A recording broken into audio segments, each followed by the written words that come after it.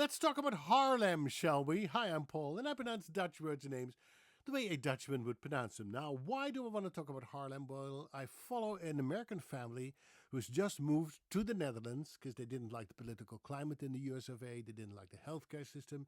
They didn't like that their kids are not safe in school because they risk being shot at. There's so many things not to like about the United States at this moment in time that they thought, let's go to a country where my kids feel safe, where healthcare is almost free, where education is guaranteed to be phenomenal. There's so many good reasons to go to the Netherlands. And they picked the city of what they call Haarlem. In Dutch, we call it Haarlem. Not Harlem, but Haarlem. So open up wide. Ah, Haarlem. It's right behind me, isn't it pretty?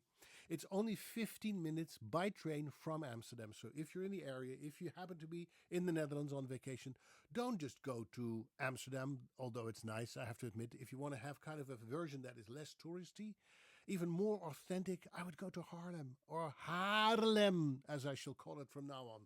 Why was Harlem in New York named Haarlem? Well, it was named after this city. Yes, in the 17th century, the times of Peter Stuyvesant and his band of merry men, they named their places where they settled after home because they missed home and they were a little bit nostalgic, so they wanted to be reminded of home, just like the English named New York after the city of York.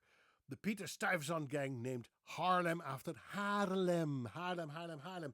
The town that got its city rights in 1245, so it's one of the oldest towns. It's even older than Amsterdam in terms of a town. Now, what does Haarlem mean? Well, Haar, I have to go back in time because the Dutch spoken in the 1200s, or maybe even earlier when Haarlem got its name, was different than the Dutch we speak now.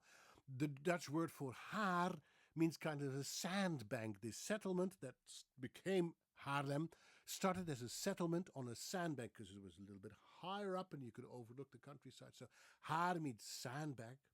And it was called Haarloheim. At least that's the theory. Haarloheim. Now, lo comes from forest. Forest. A deciduous forest means loofbomen in Dutch. So Haarlo. So it's on a sandbank with forest on it. And heim comes from the word home.